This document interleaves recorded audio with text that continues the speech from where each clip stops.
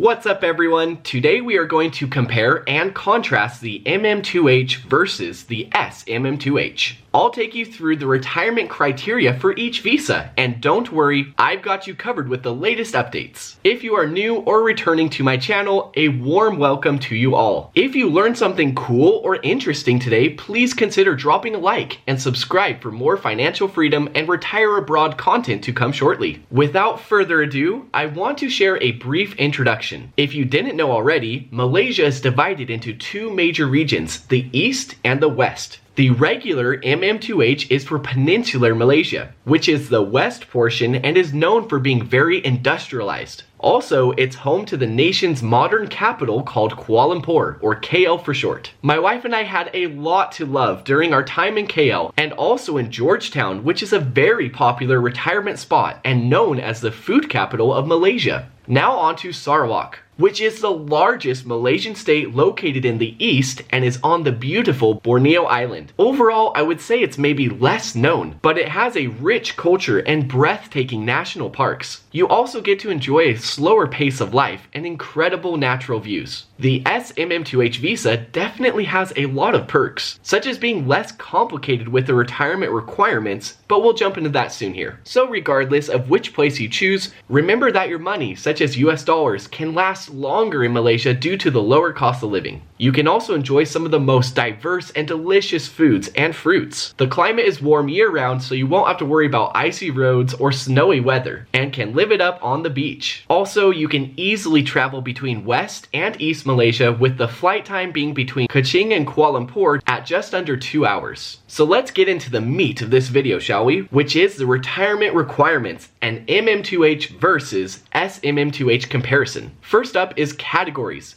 As of June 2024, the regular MM2H visa for Peninsular Malaysia was split up into 3 categories. The first is silver, followed by gold, and the third level is platinum. Each category has its own set of requirements or criteria that an applicant should be aware of before applying. For the Sarawak or SMM2H visa, it's just one type and doesn't have different categories or levels. So from the start, we can see that the SMM2H is quite simple and straightforward. There are some different requirements based on if you have a pension or not, but we'll jump into that in a later topic. Now let's talk about visa duration. The validity of an MM2H visa will depend on which category you apply for, whether it's gold, silver, or the platinum level. Silver category visa holders can enjoy a 5-year visa. Gold is for 15 years, and the platinum is for a whopping 20 years. The great news is that regardless of category, the visas are renewable. So you have the opportunity to renew either your 5-year, 15-year, or 20-year visa if you continue to meet the criteria. Now onto the SMM2H. Technically, it's a 10-year visa where you are given the first 5 years, and then you have the option to renew for another 5 years. In the past, you could renew again after the first 10 years was up, but as of January 1st, 2025, there was a new change. Instead of applying for renewal after the first 10 years, you must submit an entirely new application. So I mean, this is just something to keep in mind, and hopefully applicants will be approved if they keep meeting the requirements. Now comparing the two visas, the regular MM2H does seem nice because the gold and platinum options have a longer duration than the Sarawak MM2H. But unfortunately, it's not that simple because the MM2H categories have different financial requirements as well. We will jump into that section very soon, but up next I want to briefly touch on the topic of minimum age to apply. Let's start with the SMM2H this time, shall we? The minimum age requirement has remained the same over the past while and is currently 30 years old. As for the MM2H, the age requirement has decreased throughout the years. It used to be 35 to 30 and now it is 25, which is now lower than the Sarawak MM2H minimum age requirement. So I'd imagine that minimum age shouldn't be a concern for most people. I don't know about you, but I don't think there are that many people in their late 20s or early 30s that are fully retiring overseas. I could be wrong though. If you fall into that boat, please let me know in the comment section. As for myself, I'm currently 30 years old and have reached Coastfire, which allowed me and my family to move abroad. I'm still very young and I want to keep working very hard to provide you with the best living and retiring abroad content. Okay, this next topic is very important. Fixed deposits. When it comes to the MM2H, it will depend on which category you choose, and the deposit must be kept in a Malaysian bank account. account. Keep in mind, friends, that a maximum of 50% of the deposit, regardless of visa category, can be withdrawn for property purchases, healthcare, tourism, and so on. The amount used to be shown in Malaysian ringgit, but now it is all in US dollars. The fixed deposit requirement for the silver category is 150,000 US dollars. For gold, it is $500,000 or 500,000 USD, and platinum is 1 million US dollars.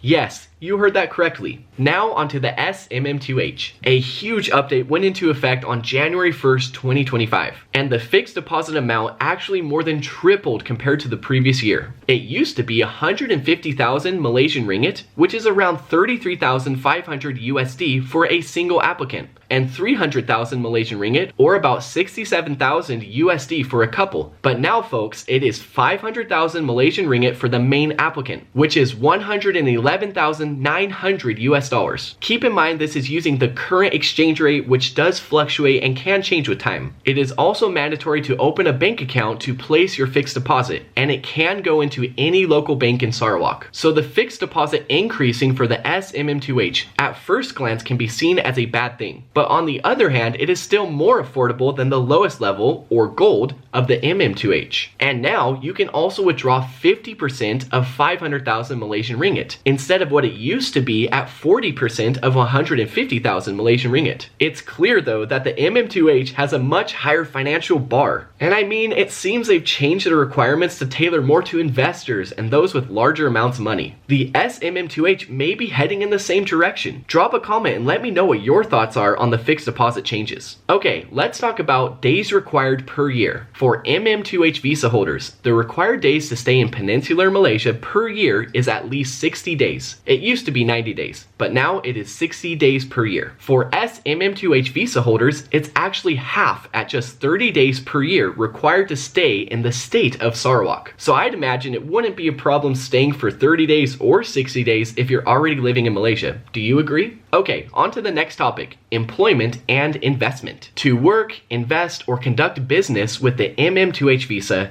you must be in the platinum level. Other levels such as silver and gold could apply for a work exception, but it's not necessarily an easy thing to obtain. With the SMM2H, anyone can work, but it is limited to part-time and cannot exceed 20 hours per week. Not all working sectors are allowed either, so the approved professional sectors include education, banking or securities, manufacturing, and medical. Something cool is that all participants of the SMM2H are allowed to be a minor or sleeping joint venture partner in sectors that are approved by the ILMU. The capital investment must be a minimum of 250,000 Malaysian ringgit. So we can see that overall it may be easier to work and invest if you have an SMM2H visa. Only the platinum level of the MM2H is allowed to invest or make money from a Malaysian business. But the cost of the platinum level fixed deposit is 1 million US dollars, as mentioned previously. So not everyone will be able to afford that level. Okay, next up, let's talk about liquid assets or buying property requirements. Let's start with the SMM2H. With this long-term visa, it is optional to purchase property, but all applicants are allowed to do so if desired. If you do want to buy a residential home, there are also property minimums to keep in mind. In the Kuching division of Sarawak, the property must be valued at a minimum of 600,000 Malaysian ringgit, which is about 134,243 US dollars. And all other divisions is 100 Malaysian ringgit less, which is 500,000 Malaysian ringgit or 111,900 USD. Also, the home cannot be sold until after 5 years from the purchase date. I personally think it's wonderful that applicants are allowed to purchase property because that's not always the case with retirement visas from other countries. Now on to the MM2H requirements, which allows visa holders to purchase a property, but they must hold it for a period of 10 years before purchasing a new place. And this is very important to remember, the new property must be of a higher value. There are also property purchase minimums depending on what category of visa you hold. For silver, the property must be valued at 600,000 Malaysian ringgit or higher. For gold, it must be 1 million Malaysian ringgit. And for platinum, 2 million Malaysian ringgit. To give you an idea of how much that is in USD using the current exchange rate, 600,000 Malaysian ringgit is about 133,422 US dollars. 1 million Malaysian ringgit is 222,370 USD, and 2 million Malaysian ringgit is 444,700 $740 USD. So we can see that the silver level property purchase minimums of the MM2H is similar to the SMM2H requirement, but it gets so much more expensive to buy a property when you're looking at the gold and platinum categories. How do you feel about these minimums? Do you think they are too high? Let us know in the comment section your thoughts on the matter. Alright, next up on our list is income requirements. Something nice about the MM2H visa is that there used to be a monthly income requirement of 40,000 Malaysian ringgit,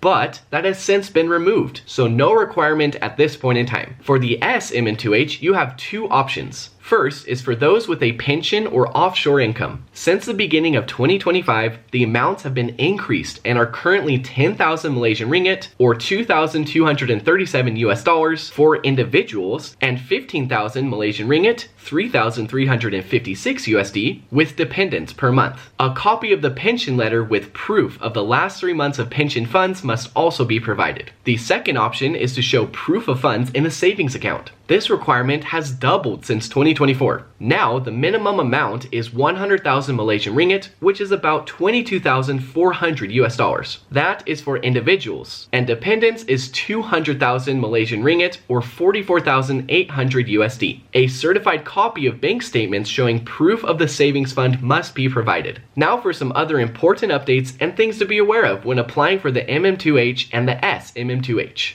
Each visa has its own one-time participation fee. The SMM2H is 5,000 Malaysian ringgit, and for the MM2H, it will depend on which category you apply for. The silver level participation fee is 1,000 Malaysian ringgit, gold is 3,000 Malaysian ringgit, and platinum is 200,000 Malaysian ringgit. Keep in mind there is no charge for dependents. With both visas, you must provide a clean criminal record, medical history, and be covered by medical insurance throughout your stay. So let's wrap things up with a quick summary. Overall, the financial requirements are still much higher for the MM2H. We can see this by looking at the high fixed deposit amounts and the minimum property purchase criteria, especially when you get into those gold and platinum levels. The SMM2H, even though the fixed deposit amount tripled in 2025 compared to what it used to be, the property minimums and income requirements are not too high. Still, it is something that will take good planning and saving up before applying. As for visa duration, you can choose 5, 15, or 20 year with the MM2H. But again, the financial requirements get much heavier as you go up in level. The SMM2H is a good middle ground of 10 years. When purchasing property, the minimum required amount for the SMM2H is similar to the minimum requirement silver level of the MM2H, but the gold and platinum levels are just so much higher. And you can only invest or have employment if you hold the platinum MM2H. Any SMM2H holders can work, but it must be part-time and in a specific approved sector. The minimum age to apply is younger for the MM2H, and the days required in each country are pretty similar. So these are some important things to keep in mind. But regardless of if you are leaning towards the MM2H or the SMM2H, remember that with either one you can enjoy a lower cost of living, have offshore income tax exempt, enjoy incredible nature and food, the list just goes on and on. After hearing each of the topics covered in today's video, are you more interested in the MM2H or the SMM2H? Let me know your reasons in the comment section, and please subscribe for more retired abroad content to come soon.